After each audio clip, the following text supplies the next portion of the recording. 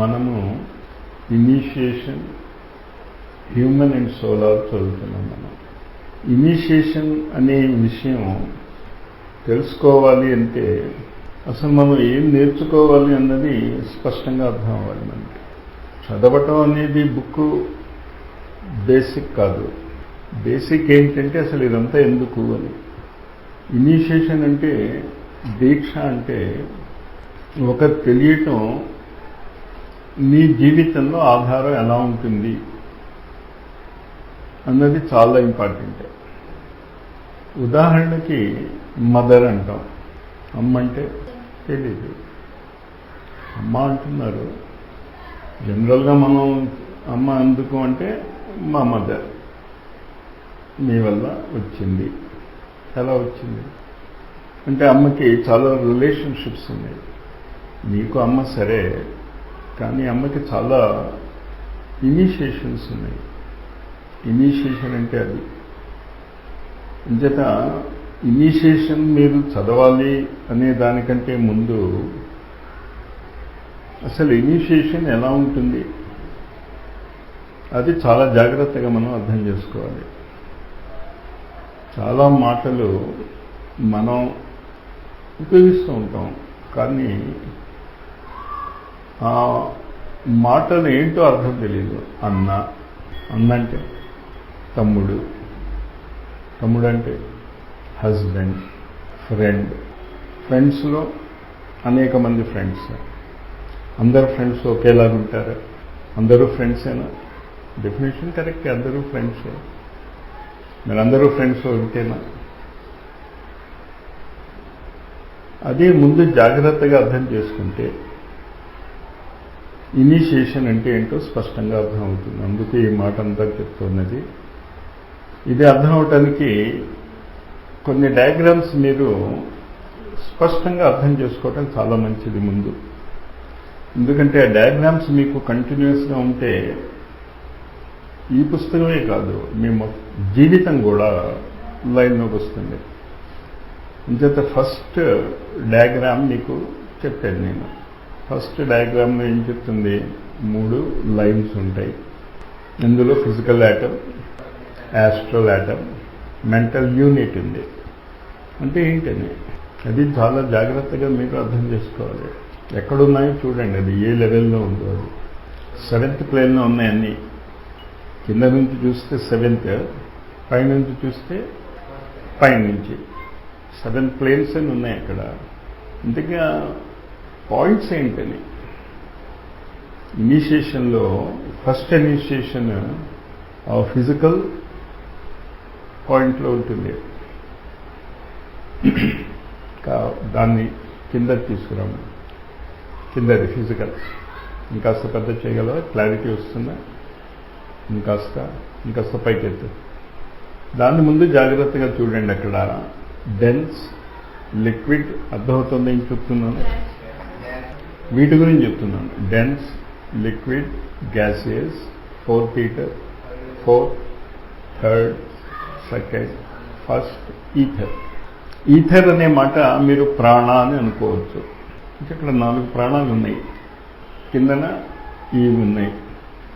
కానీ మీకు తెలుసా, ఈ 7 చదువుతున్నాం కదా, ఫస్ట్ ఈథర్ నుంచి డెన్స్ వరకు ఇవంతా అగ్ని మీద ఆధారపడి ఉంటుంది. ఫైర్. ఇక్కడ నుంచి స్టార్ట్ చేస్తే మనకి స్పష్టంగా అర్థమవుతున్నది. గ్యాస్ అగ్ని తగ్గితే లిక్విడ్ అవుతుంది, లిక్విడ్ ఇంకా తగ్గితే డెన్స్ అవుతుంది, గ్యాస్ ఇంకా అగ్ని అవుతే 4th ఈథర్. ఇంకా అంటే ఇదంతా కూడా అగ్ని మీదే ఉంది మొత్తం. చేత మొత్తం ఇనీషియేషన్స్ 7. చేత ఇనీషియేషన్ గురించి మీరు ఆలోచించుకుంటే ఎన్నైనా చెప్పుకోండి, కానీ వాటిని చూసుకుంటే దేర్ ఆర్ ఓన్లీ 7. 8th లేదు. ఇంతవరకు అర్థమైంది కదా? ఇది అర్థమవుతే మీకు స్పష్టంగా ఏమర్థమవుతుంది? ఈ ఇనీషియేషన్స్, ఈ దీక్షలన్నీ దేని మీద ఆధారపడి ఉన్నాయంటే అగ్ని మీద ఆధారపడి ఉంది. కానీ అగ్ని గురించే మనకి స్పష్టమైన అవగాహన లేదు. ఇంచేత ఇనీషియేషన్ ఈజ్ ఈక్వల్ టు అగ్ని. ఇంచేత ఇక్కడ నుంచి మనం ఫస్ట్ నుంచి పైనుంచి కిందకు వస్తాం. ఇప్పుడు మనం అదొక పాయింట్ గుర్తుంచుకోండి, ఇది అలవాటు పడుకోండి. ఇంచేత ఫస్ట్లో ఉంటుంది, కొంచెం అగ్ని తగ్గితే సెకండ్ ఇంకా అగ్ని. అర్థమైంది కదా? అగ్ని కంటే ఇంకా అగ్ని తగ్గుతుందా అని మీరు చెప్పగలరా? మీకు ఎంత అర్థమవుతుంది? అగ్ని చెప్పింది అర్థమైంది, ఏం చెప్తున్నాను, ఇదంతా అగ్ని మీదే ఆధారపడి ఉందమ్మా. అందుకే దీన్ని అగ్ని సూక్తంతో స్టార్ట్ అవుతుంది. అగ్ని ఋగ్వేదం మొత్తము కూడా అగ్ని సూక్తంతో స్టార్ట్ అవుతుంది. 9 ఉన్నాయి అందులో. అగ్ని మీదే పురోహితం అంతే. కానీ ఏంటని అగ్ని గురించి ఇప్పుడు ఎందుకని నేను చెప్తున్నానంటే, ఆ బుక్ మీరు చదువుకోండి, కానీ initiation first, second, third, fourth 7 initiations నేను చెప్తాను నేను మీకు ఇక్కడ. కానీ ఈ 7 ఏళ్ళు ఉన్నాయి కదా, అర్థమవుతుందా? అంటే మళ్ళీ ఇక్కడ కూడా ఈ 7 ఉంటాయి, ఇంకా ఇంతే ఉంటాయి. మరి ఏంటి తేడా రెండింటికి? మళ్ళీ అర్థమైందా? నేను అడిగిన ప్రశ్న అర్థం చేసుకోండి అమ్మా. అదేమంత కష్టం కాదు, మీరు దాని గురించి మీరు వాడుతూనే ఉంటారు. మీరు ఇప్పుడు ఇందాక మీ ఫ్రెండ్స్ గురించి చెప్పినట్టే, ఎంతమంది ఫ్రెండ్స్? 7 ఉన్నారు అనుకోండి. మీరు ఫ్రెండ్స్ అందరూ 7 లెవెల్స్లో ఉన్నారు అనుకోండి. అందరికంటే డెన్స్ ఫ్రెండే ఇక్కడ. ఎలా అర్థమవుతుంది కదా? ఉదాహరణ అర్థమవుతుందా మీకు? ఆ భాష అర్థం చేసుకోండి. అది అర్థం అయిపోతే అసలు ఆ బుక్ కాదు, అన్ని బుక్కులు మీరు చాలా ఈజీగా అర్థం చేసుకోగలరు. బేసిక్ ఇదే, ఈ 7. వీటిని చాలా జాగ్రత్తగా అర్థం చేసుకోండి. ఇది మనకి తెలుసు, వీటిలో మనకి డౌట్ ఏం లేదు కదా. వాటర్ గురించి ఆలోచిస్తే ఐస్ అంటే డెన్స్. ఐస్ అంటే ఏమంటాం? సాలిడ్. ఇంకాస్త వస్తే లిక్విడ్, ఇంకాస్త వెళ్తే ఆవిరి. క్లియర్గా అర్థమైంది కదా? కానీ ఆవిరి, నీరు, ఐస్ దేని మీద ఆధారపడి ఉన్నాయి? అగ్ని మీదే ఆధారపడి ఉన్నాయి. అందులో డౌట్ లేదు కదా. తేడా ఏంటి? ఇందులో ఆవిరి ఇక్కడ కంటే చూస్తే టెంపరేచర్ ఎక్కువ, ఇంకా ఇక్కడ టెంపరేచర్ తగ్గింది. అర్థమైందా? టెంపరేచర్కి అగ్నికి టెంపరేచర్ అర్థం అవటానికి చెప్తున్నాను. చేత అగ్ని అనే మాట మీరు నేర్చుకుంటున్నప్పుడు, ఇనిషియేషన్ దీక్షల గురించి మాట్లాడుతున్నప్పుడు మీరు దేని మీద ఉన్నారు? ఏ అగ్ని మీద ఉన్నారు? అగ్ని అంటే అర్థమైంది కదా. అగ్ని అంటే ఫైర్ అని అనుకోకండి. అగ్ని అంటే ఏది ముందు ఉండి మనకి దారి చెప్తుందో అది అగ్ని అని డెఫినేషన్. అగ్ని యొక్క అర్థం ఏంటి అంటే ఏది మనము ముందు ఉంది మనకి దారి చెప్తుంది, అదే అర్థం చేసుకోండి డెఫినేషన్. అప్పుడు కానీ ఈ ఇనిషియేషన్స్ మీకు అర్థం కావు. ఫైర్ గురించి ఓ ఫైర్ మాకు అర్థమవుతుంది, మీరు ఫైర్ లాగా అర్థం చేసుకోకండి. అదొక దీక్ష. అంటే ఇది డెన్స్ దీక్ష, ఇది ద్రవ. ఈ రెండింటికి తేడా ఉంది అగ్ని వల్ల. అగ్నిలోనే తేడా ఉంది. వీటికంటే దీని టెంపరేచరు దీనికంటే ఎక్కువ, దీనికంటే ఇది తక్కువ. అంతవరకు అర్థమైందా? అది మీరు చాలా జాగ్రత్తగా అర్థం చేసుకోండి. దీన్ని మీరు అర్థం చేసుకున్నప్పుడు ఈ 4 గురించి చెప్పాలి అని చెప్పటానికి ట్రై చేస్తున్నాం మనం. ఈ దీక్షలు ఎలా ఉంటాయి అంటే అగ్నులు ఎలా ఉంటాయి, డెఫినేషన్ అర్థమవుతుందా? అది అర్థం అవుతే అసలు మీకు మీ అంతటా మీకే అర్థమైపోతుంది ఎక్కడ ఏం జరుగుతుందో. మొత్తం నేను దేని గురించి చెప్తున్నాను? 7 ఇనిషియేషన్స్, 7 దీక్షలు చెప్పేస్తాను నేను మీకు. అది చాలా సింపుల్ కూడా, కానీ అది అర్థం చేసుకోవటంలో జరుగుతున్నటువంటి వాటి లక్షణాలు చాలా స్పష్టంగా అర్థం చేసుకోవాలి. దేని గురించి మనం పెడుతున్నాం? అగ్ని అంటున్నాం. అగ్ని అంటే డెఫినేషన్ మీరు చాలా జాగ్రత్తగా గుర్తుంచుకోండి. అగ్ని ఏం చేస్తుంది? మన ముందు ఉంది, మిగతాది దీక్ష ఇస్తుంది. ఏమై క్లియర్? నీరుంది, నీరు ఎలా ఉన్నా నీరే అది, కరెక్ట్? ఇనుము కూడా ద్రవ స్థితిలో ఉండొచ్చు. ఇనుము లిక్విడ్గా ఉంటుందా ఉండదా? At higher temperature. మామూలు నీరు కంటే దాని టెంపరేచర్ చాలా ఎక్కువగా ఉంటుంది. కానీ టెంపరేచర్ అవుతే అది ఖచ్చితంగా ఏమవుతుంది? ద్రవం అయిపోతుంది. అదే అర్థమవుతుంది కదా. ఇంతకీ ద్రవాలు సాలిడ్ నుంచి లిక్విడ్ నుంచి గ్యాస్, ఇది మనకి అర్థం అవుతే మిగతావి అర్థం అవటానికి చెప్తున్నాను నేను. ఆ విషయం దేని గురించి చెప్తున్నానో ప్రయత్నం చేయండి. ఐస్లో ఉన్నాం అనుకుందాం మన భౌతిక శరీరం ఈ సాలిడ్. మరి దీంట్లో లిక్విడ్ స్టేట్లో ఏముంది మన బాడీలో, మన శరీరంలో? Blood. No doubt about it కదా, క్లియర్గా అర్థమవుతుంది కదా. ఇంచేత మనలో డెన్స్ ఉంది, లిక్విడ్ ఉంది, మరి గ్యాసియస్ బ్రీదింగ్ ఉంది కదా. ఇంచేత ఈ మూడు మనలో ఉన్నాయి, ఇందులో డౌట్ ఏం లేదు కదా. చాలా స్పష్టంగా అర్థమవుతుందా చెప్తున్నది ఏంటో?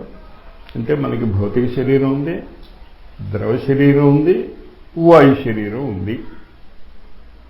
కానీ భౌతిక శరీరం స్పష్టంగా మనం ఈ వేలు ఎక్క పెట్టగలం, ఈ వేలు ఇలా పెట్టగలం. లిక్విడ్ ఒక వేలు తీసి ద్రవస్థితిలో పెట్టామనుకో, ఇంకో వేలు తీసుకొచ్చి లిక్విడ్ స్టేట్లో ఉందనుకోండి, రెండు పక్కనే ఉన్నాయి. ఎలా ఉంటాయి? ఉదాహరణ ఏం చెప్పిందో అర్థమైందా? చిటికెన వేలు, ఈ 5 వేళ్ళు ఉన్నాయి కదా, సాలిడ్లో ఉన్నాయి.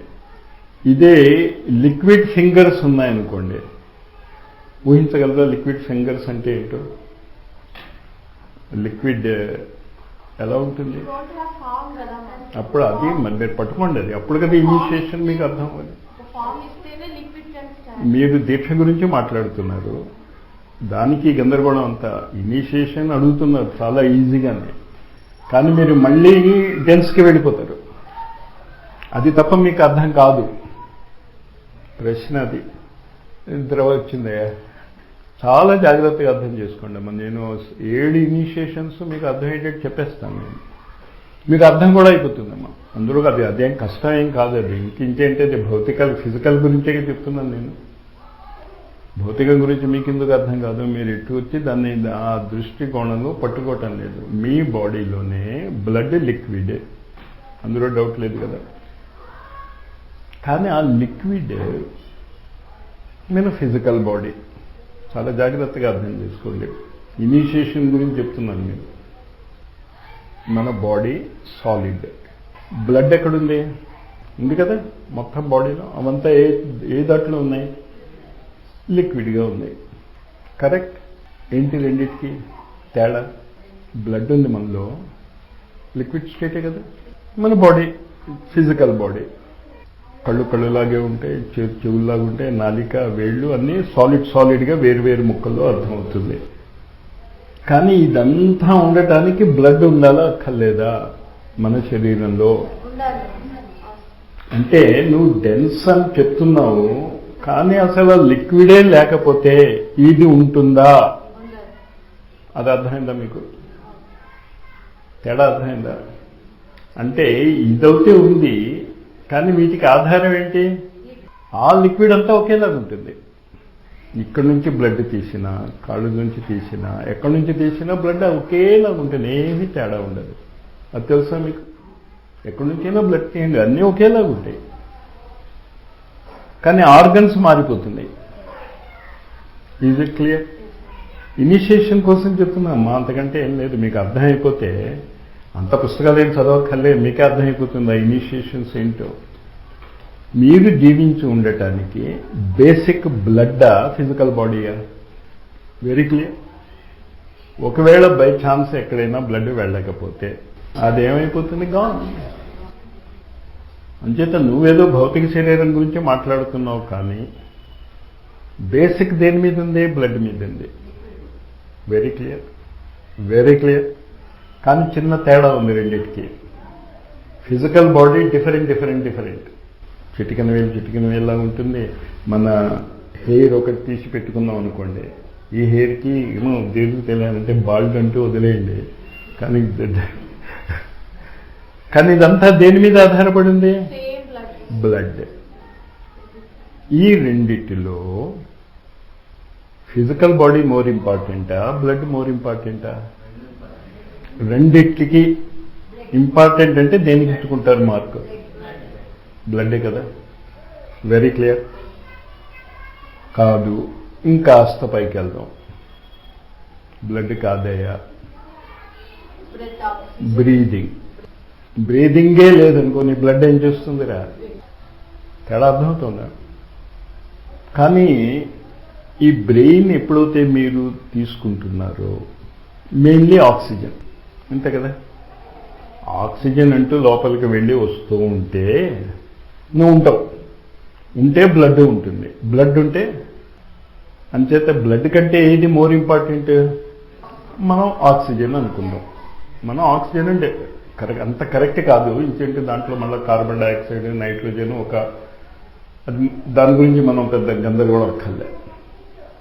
కానీ లిక్విడ్లోకి మీరు కనుక చూస్తే బ్లడ్లో చాలా ఉంటాయి, అందులో హెమోగ్లోబిన్, దాంట్లో ప్రోటీన్స్, ఇంకా చాలా చాలా ఉంటాయి. కానీ నీకు ఎయిర్లో ఆక్సిజనే. Is it not correct? మరి ఈ మూడింట్లో ఫిజికల్ బాడీ, బ్లడ్, ఎయిర్, ఆక్సిజన్లో which is most important. Very clear. Oxygen అంటూ ఉంటే నీ బ్లడ్ ఉంటుంది, బ్లడ్ ఉంది కనుక వెరీ క్లియర్. కానీ ఈ గ్యాసియస్ కాదు ఇంపార్టెంట్. దీని తర్వాత ఇంకోటి ఉంది అక్కడ, ఈథర్ అని ఉంది. ఈ ఈథర్ని ప్రాణ అనుకోండి మీరు. ఈ 4 ప్లస్ ఈ 3 కలిపితే 5 ప్రాణాలు. ఇది అర్థమైంది కదా. అంచేత మీరు చాలా జాగ్రత్తగా ఏం అర్థం చేసుకోవాలి? గ్యాస్ వరకు, ఆక్సిజన్ వరకు అర్థం చేసుకున్నారు మీ జీవితంలో. మనందరికీ ప్రపంచంలో ఇది వరకు, ఇప్పుడు ఇంకా కోట్ల సంవత్సరాల తర్వాత పుట్టేవాళ్ళు దేని మీద బతుకుతాం? ఆక్సిజన్ వల్ల బతుకుతాం, అంతే కదా. కానీ ఇంకాస్త పైకి వెళ్ళామనుకోండి, ఈ ప్రాణాలు, అందులో మళ్ళీ 4 ఉన్నాయి. ఇంతకీ ప్రాణాలు ఏంటి? అదే ఆక్సిజన్ కాదు. అంతవరకు మీకు డౌట్ లేదు కదా. ఇంకంటే ఆక్సిజన్ ఉంటే దానివల్లే బతికుంటే, చచ్చిపోయేవాడికి ఆక్సిజన్ చూపిస్తే బతకాలిగా, గ్యారంటీగా బతకడు. కోమాలో ఉంటాడు, బతికే ఉంటాడు. కోమాలో ఉంటాడు, ఏం తెలియదు వాడికి. సంవత్సరాలు బట్టి కోమాలో ఉన్నవాళ్ళు ఉన్నారు. ఇంచేత ఆక్సిజనే కాదు, బతికి ఉండటానికి ఇంకో కారణం ఉంది, ప్రాణ. ఆ ప్రాణ ఏమిటో పట్టుకోవాలి మీరు. Very clear. కానీ అక్కడ కూడా వాళ్ళు ఏం చెప్తున్నారు? ఇదంతా మీకు అర్థమైంది కనుక చెప్పగలుగుతున్నాం. ఆక్సిజన్ వరకు ఏదో చెప్పాము. ఇంతకీ ప్రాణం అంటే ఏమిటి అంటే చెప్పటానికి మనకున్నాయి. ప్రాణ, అపాన, సమాన, వ్యాన, ఉదాన. మీరేదా ప్రాణాలు ఎక్కడున్నాయి? ఈ 4 ప్లస్ ఇది కలిపితే 5. అంతవరకు అర్థమైంది కదా. Very clear about it. ఇదంతా ఇది కాస్త పక్క రాదుకే పక్కనే చూసుకోండి. ఇది కనుక మీరు చూస్తే ఈ ఫస్ట్ ప్రాణ ఈజ్, ఈ పైన ఉంది ఉదాన. ఈ బిట్టు చూసుకోండి జాగ్రత్తగా. మీరు చాలా క్లియర్గా అర్థం చేసుకోవాలి. వ్యాన, ఈ ఉదాన అనేది మీరు చాలా జాగ్రత్తగా గుర్తుంచుకుని, ఇనిషియేషన్లో ఇవే వస్తాయని నేను ఇక్కడ చూసుకోండి. ఇది ప్రాణ, ఉదాన, ప్రాణ. ఇది ఉంది చూసారా? ఈ శరీరం అంతా తిరుగుతున్నాయి. బ్లడ్ ఎలాగైతే మన బాడీలో అంతా తిరుగుతుందో, ఈ వ్యాన పూర్తి శరీరంలో తిరుగుతుంది. అంచేత వ్యాన ఎక్కడుంది అంటే చేతిలో చూడకండి, ఎక్కడుంది? మొత్తం శరీరం. అంటే మీరు జాగ్రత్తగా అర్థం చేసుకుంటే మీ బ్లడ్ అలాగో ప్రాణమయ శరీరంలో వ్యాన, ఇక్కడ సమాన. ఇంకా కిందకి వెళ్తాం, అపాన. Very clear. ఇవి మీరు చాలా జాగ్రత్తగా అర్థం చేసుకోవాలి. ఇందులో ఈ వ్యానం బ్లడ్ లాగా అందరికీ ఒకేలాంటిది కనుక, దాన్ని ఒకటి పక్కన అందరికీ ఒకటే కనుక దాన్ని చేసుకోకపోతే ఇంకెన్ని మిగులుతాయి? 4. అవి ఆ 4.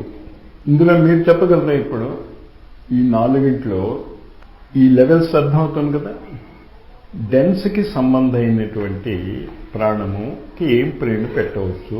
4 ప్రాణాలు ఉన్నాయి కదా. నా భాష క్వశ్చన్ అర్థమైందా? క్వశ్చన్ అర్థమైంది కదా. ఒక బ్లడ్ బదులు జ్ఞానము అన్నాం. అంచేత బ్లడ్ వదిలేయండి. ఇంకంటే బ్లడ్ అన్నిటిలో ఉంది కనుక దాన్ని పక్కన పడేయండి. ఇంకా మిగతావి 4 ప్రాణాలు ఉన్నాయి. అందులో ఈ 4th ఈథర్ అంటే అదొక ప్రాణం ఉంది కదా. ఈ 4th ఈథర్కి మనం ఏదైనా ప్రేరణ పెట్టచ్చా? తను అపాన అంటుంది. మీరేమంటారు? తను ఆన్సర్ చెప్పింది. మీరు ఎస్సా నో అని చెప్పండి. వెరీ క్లియర్ కదా. అంచేత ఇక్కడ ఫిజికల్ డెన్స్ అనే దానికి 4th ఈథర్ గురించి మాట్లాడుకున్నప్పుడు దాన్ని ఏమనాలి? Very clear. అర్థమైందా? ఇంకాస్త పైకి వెళ్తాం. లిక్విడ్. లిక్విడ్ దేంతో అన్నాం మనం? ప్రాణంతో చెప్పుకున్నాం కదా. ప్రాణం అన్నిటికీ కామన్ కనుక దాన్ని వ్యాన. వ్యాన అనేటటువంటి ఈ వ్యాన ప్రాణము ఎలాగైతే బ్లడ్ అన్ని చోట్లకి వెళ్తుందో, ఈ వ్యాన ఎక్కడికి వెళ్తుంది? లిక్విడ్ లాగా అన్ని చోట్లకి వెళ్తుంది కదా. అంచేత 3rd ఈథర్ దేనికి లింకప్ అవుతుంది? వ్యాన. మీరే చెప్పొచ్చు అక్కడ. మీరు మళ్ళా పుస్తకం చదివి ఏదో చేయక్కర్లే. అంటే సైన్స్లో ఫిజికల్గా ఉన్నదే చూసి చెప్తాం తప్ప కొత్తదేం చెప్పం మనం. ఇంచేత అపాన వ్యాన. ఇంకాస్త పైకి వెళ్తాం. 2nd ether. Is it clear? అంచేత దీన్ని కనుక మీరు జాగ్రత్తగా అర్థం చేసుకుంటే, ఈ వ్యానాన్ని ఒక్కటి కనుక వదిలేస్తే, పైనుంచి స్టార్ట్ చేస్తే, 1st ether is Udana. Doubt లేదు కదా. 1st ఈథర్ ఈజ్ ఉదాన. Very clear. ప్రాణ 2nd ఈథర్. మిగతా అంతా వ్యాన. Is it clear? Very clear. ఇది క్లియర్గా అర్థమైంది కదా. కానీ ఇది భౌతిక శరీరం గురించి మనం మాట్లాడటం లేదు, ప్రాణం గురించి మాట్లాడుతున్నాం. ఇంకా నువ్వు ఫిజికల్లో కాళ్ళల్లో అక్కడ చూస్తే గందరగోళం అవుతావు. మనం దేని గురించి మాట్లాడుతున్నాం? గ్యాస్ కంటే పైన ఉన్నవి ఇవి. ఈ 4గింట్లోనూ ఈక్వల్గా తిరిగేది ఏంటి అంటే వ్యానం. అంచేత దీన్ని మీరు ప్రాణమయ శరీరము అని కనుక ఆలోచించుకోగలిగితే, మన బ్లడ్ ఎలా అయితే ఉందో ప్రాణమయ శరీరంలో ఏముంటుంది? వ్యానము. Is it very clear? అందరికీ అర్థమైందా? కన్ఫ్యూజ్ అవుతే కన్ఫ్యూజ్ కాకండి. కన్ఫ్యూజ్ అయిపోతే మీకు చాలా ఈజీగా ఇనిషియేషన్స్ అర్థమైపోతాయి. మీకు మన బ్లడ్ మన భౌతిక శరీరానికి ఎంత ఇంపార్టెంటో, ప్రాణమయ శరీరంలో బ్లడ్ లాగే ఉండాలి, అందులో డౌట్ లేదు కదా. ఇంచేత మన బ్లడ్ ఏ విధంగా అయితే భౌతిక శరీరంలో ఇంపార్టెంటో, ప్రాణమయ శరీరంలో చాలా ఇంపార్టెంట్గా ఉండేది, అన్ని చోట్ల ఉండేది ఏంటి అంటే వ్యానము. Very clear.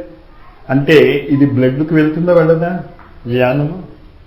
మీరు అది అర్థం చేసుకోరు. అది అర్థం చేసుకోండి, లేకపోతే కన్ఫ్యూజ్ అవుతారు మీరు. వ్యానము అంటే మన బ్లడ్ ఎలాగైతే హెడ్ టు టోకు ఉంటుందో బ్లడ్, ప్రాణమయ శరీరంలో వ్యానము. స్పష్టంగా అర్థమైందా? మీరు ఇది బాగా అర్థం అవుతే తప్ప అన్నం చేసేటప్పుడు ప్రాణాయ స్వాహ అనేది చదివేస్తాం మనం. కానీ భారతీయ సంస్కృతి అందుకు చాలా గొప్పది. కానీ అదేంటో మనం చదవం. కానీ ఇప్పుడు అర్థమవుతే అన్నమయ శరీరం గురించి మనం ఏం మాట్లాడటంలే. ఆహారం తీసుకునేటప్పుడు 5 సార్లు చెప్పుకుంటాం మనం, తెలుసు కదా. అది దేని గురించి చెప్తున్నాం? భౌతిక శరీరం గురించి, బ్లడ్ గురించి మనం మాట్లాడటంలే. ప్రాణమయ శరీరం గురించి మనం మాట్లాడుతున్నాం. Is it very clear? ఈ ప్రాణమయ శరీరంలో భౌతిక శరీరంలో బ్లడ్డే అంత ఇంపార్టెంట్. ప్రాణమయ శరీరంలో అన్నిటికంటే ఇంపార్టెంట్ ఏంటి? వ్యానము. దాని తర్వాత అపానవాయువు ప్రాణమయ శరీరంలో కింద భాగంలో ఉంటుంది. కాళ్ళకి చెప్పటం లేదు. మీరు ఒక ఎగ్గా చూడగలగాలి. మీరు ఎగ్ లాగా ఈ మొత్తం శరీరాన్ని ఒక ఎగ్ లాగా చూస్తే ఈ మొత్తం దానికి వ్యాన శరీరం, వ్యాన ప్రాణము మొత్తం దానికి వెళ్తుంది. ఆ ఎగ్గులో ఎగ్గని చూడండి తప్ప కాళ్ళు చేతులను చూడండి. ఇక్కడ ఇలాగా వైలెట్ కలర్ అనుకుంటే దాన్ని ఆ కలర్ అర్థమైంది కదా, అది ప్రాణమయ శరీరం.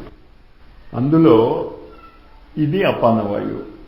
ఇక్కడ ఇది మీరు 3 డైమెన్షన్లో చూసుకోవాలి. ప్రాణమయ శరీరం మీ ఉద్దేశం ఏంటి? వెనకాతలు ఉంటుందన్నా? ఎక్కడ ఉంటుందో మీ బాడీ చుట్టూరే ఉంది. అదే అర్థం చేసుకోండి, లేకపోతే కన్ఫ్యూజ్ అవుతారు. అంచేత ఇలా మఠం వేసి కూర్చున్నారు. మీరు కూర్చున్నప్పుడు మఠం వేసి కూర్చున్నారు, మీ కాళ్ళు ఇలా ఉన్నాయి. ప్రాణమయ శరీరం ఎలా ఉంటుంది? అపానవాయువులో ఉంటుంది. క్లియర్గా అర్థమవుతుంది కదా. ఇంకాస్త పైకి వెళ్తే ఇక్కడ అన్నిటికీ చుట్టూరా ఉన్నది వ్యానం. ఇది క్లియర్గా అర్థమైందా? మీరు చేతులు కాళ్ళు అని చూడకండి. వ్యానం అంటే మీరు అది కన్ఫ్యూజ్ అవుతే కన్ఫ్యూజ్ అయిపోతారు. మీరు కూర్చుని ఉన్నారు, మీరు ఒక ఎగ్ లాగా ఉండండి. ఇక్కడ వరకు ఉదాహరణ, ఇంతవరకు ఇక్కడ మొత్తం శరీరానికి అర్థమైందా? కానీ బ్లడ్ లాగే, బ్లడ్ అక్కడికి వెళ్ళినా ఇక్కడికి వెళ్ళినా బ్లడ్ ఒకేలాగా ఉంటుంది, లిక్విడే. మరి ప్రాణం ఎలా ఉంటుంది? అంతా ఒకేలాగా ఉంటాయి. అర్థమైందా? మనం దాన్ని అర్థం చేసుకోవటానికి చెప్తున్నాం డెఫినేషన్స్. అది మీరు జాగ్రత్తగా అర్థమైందా? అప్పుడు కానీ ఇనిషియేషన్కి అసలేంటో అర్థం కాదు మీకు. దీక్ష దేనికి, దేని గురించి దీక్ష? ఫస్టా సెవెనా అని అడుగుతారు. అసలు ఇక్కడే కన్ఫ్యూజన్. ఇంతకీ ప్రాణం ఎక్కడుందని? ప్రాణం అంటే 5 ప్రాణాలు కలిపి చెప్తుందండి. ఈ 5 ప్రాణాలు కలిసి వస్తుందే, అది చూపించగలవా ఆ బొమ్మ? అది చూపిస్తే చూడు 5 ప్రాణాలు ఎలా ఉంటుందో. మీరు ప్రాణమయ శరీరాన్ని చాలా స్పష్టంగా అర్థం చేసుకుంటే తప్ప మీకు ఆ తేడా అర్థం అవుతుంది. ముందు ఇది ఒక్కటి వాగమ్మ, ఇది 2 చూడండి. ఇది ఎంత? 5 ముఖాలు. ఇది ఎంత? పరమ పూజ్య గురుదేవులు ఈ గాయత్రి వద్దు, ఈ గాయత్రి పట్టుకోండి అన్నాడు. ఇంతవరకు అర్థమైంది కదా. కన్ఫ్యూజ్ కాకండి, మీకు చాలా ఈజీగానే అర్థమవుతుంది. ఇక్కడ 5 ప్రాణాలు ఉన్నాయి కదా, ఇక్కడ తేడా అర్థమైందా? ఇప్పుడు మన శరీరం గురించి ఆలోచించండి. బ్లడ్, ఒకే బ్లడ్. ఫిజికల్గా ఆలోచించండి, తర్వాత ప్రాణాలతో లింక్ చేసుకోండి. ముందు ఫిజికల్గా ఆలోచించండి స్పష్టంగా. బ్లడ్ బ్రెయిన్కి వెళ్తుంది, ఉదాహరణ అనుకో, కాళ్ళ వైపు వెళ్తుంది, అపానము. క్లియర్గా అర్థమైంది కదా. శిరస్సుకి వెళ్ళే బ్లడ్ దేనికి వెళ్ళింది? ఉదాహరణము. బ్లడ్ గురించి చెప్తున్నాను, మాకు కన్ఫ్యూజ్ కాకండి. ప్రాణం గురించి నేనేమీ మాట్లాడటం ఇప్పుడు. తర్వాత ప్రాణం వైపుకి తీసుకొస్తాను దాన్ని. వ్యానము, ఉదానము, అపానము. వ్యానం ఎక్కడుంది? అందరి వైపు ఉంది, బ్లడ్ లాగా. కన్ఫ్యూజన్ లేదు కదా. అంటే వ్యానం ఎక్కడుంది? మొత్తం బాడీలో ఉంది, లైక్ బ్లడ్. చేత బ్లడ్ ఎలాగైతే అన్ని చోట్ల ఉందంటున్నావు, వ్యానం అన్ని చోట్ల ఉంది. ఇది క్లియర్గా అర్థమవుతుందా? కానీ ఒక చిన్న తేడా వచ్చింది ఇక్కడ. బ్రెయిన్కు ఉండేటువంటి బ్లడ్కి ఏదైనా ఒక హ్యామరేజ్ ఏదో వస్తే బ్రెయిన్ అంటాం. ఇక్కడ ఎక్కడైనా బ్లడ్ వస్తే కాళ్ళకు వచ్చిందంటాం. ఇక్కడ ప్రాణం వెళ్తే దాన్ని ఉదానము అంటాం, ఇక్కడికి వెళ్తే అపానము అంటాం. తేడా అర్థమైందా? కానీ 3 కలిసే అక్కడ. ఒకటి వ్యానము అన్ని చోట్లకి వెళ్తోంది, శిరస్సుకు వెళ్ళేదేమో ఉదానము, కిందకి వెళ్ళేది అపానము. Is it very clear? ఇప్పుడు మిగతా 2 అలాగే.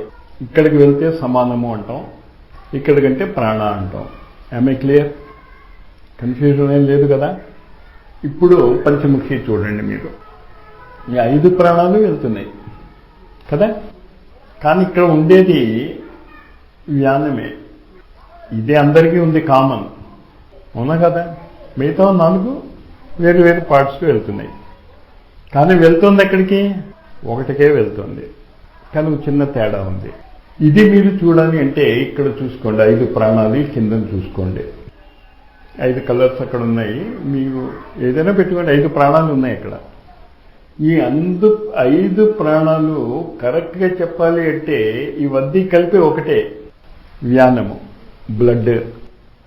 కానీ మీరు బ్లడ్ అనుకుంటే గందరగోళంలో వెళ్ళిపోతారు. ఇంకా మీరు దేని గురించి మాట్లాడాలి? ప్రాణాల గురించి మాట్లాడాలి.